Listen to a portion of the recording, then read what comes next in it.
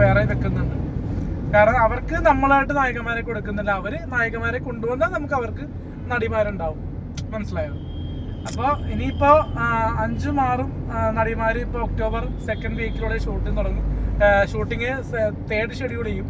പിന്നെ 4th schedule 3rd 4th വീക്കോടെ എന്തായാലും complete ചെയ്യാനാണ് പ്ലാന്. എന്തായാലും മുംബൈയിൽ നിന്നും ബാംഗ്ലൂര് പിന്നെന്താണ് പുറത്തുള്ള തമിഴ്നാട്ടിൽ നിന്നും നമ്മള് നടിമാരെ കൊണ്ടുവരുന്നുണ്ട്. ഒരു മദാമ അഭിനയിക്കുന്നുണ്ട്, അതാണ് ഇതിന്റെ ഹൈലൈറ്റ്.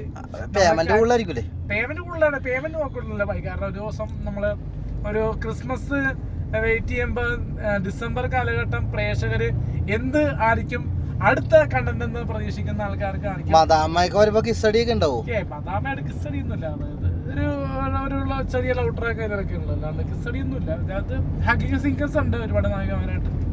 എങ്കിൽ അതൊരു സിനിമാറ്റിക്കലായിട്ടാണ്, വെറുതെ ഒരുപാട്